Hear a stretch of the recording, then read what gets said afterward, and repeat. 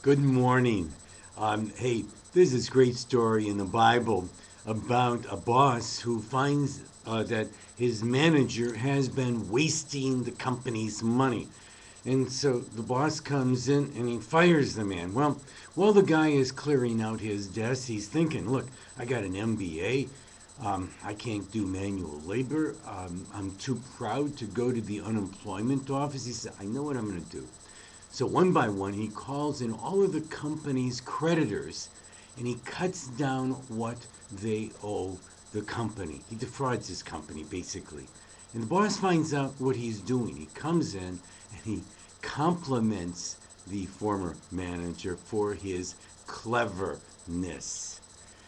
And what's the point of this story? Jesus makes the point here. He says, look, the children of darkness of this world are more clever than the children of light. Simply put, the children of light, Christians, good people, we have allowed evil to prevail in this world. And we got to be spiritually more clever about how we combat evil, because evil in this world, let's face it, evil is winning. So we got to be spiritually more clever. For God's sakes, there's a billion Christians. There's a billion Muslims who believe in good.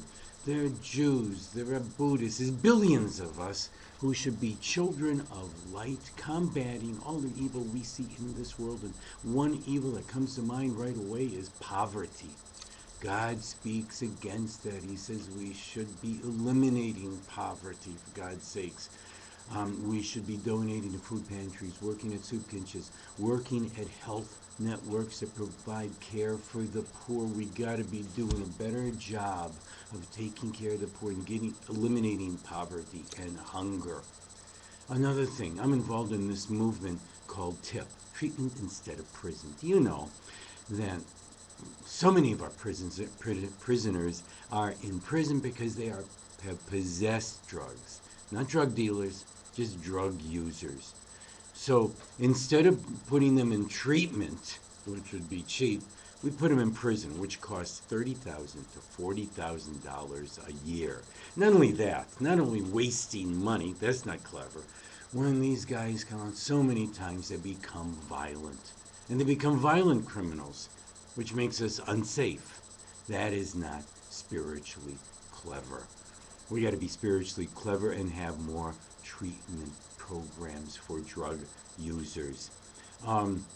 Fraud, simply where you're working, perhaps. I ran into this young person who was having trouble at work because her company was defrauding the government by misbilling things.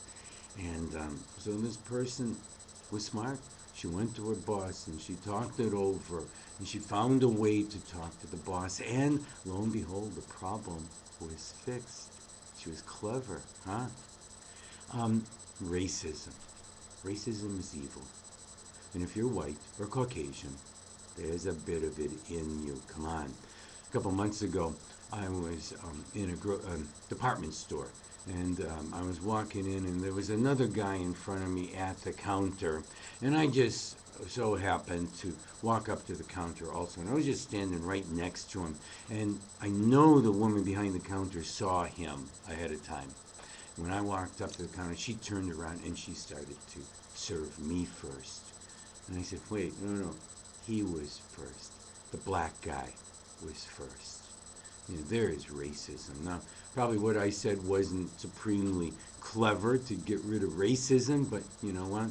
We got to watch ourselves. We have to watch the racism within us. That is evil. Finally, folks, when it's time for us to lose our job in this world, when we die, we got to make sure, folks, that when we leave this world, we have cleverly made this world a better world with less evil, so that when we leave this world, we will have a place to go and stay. Take care.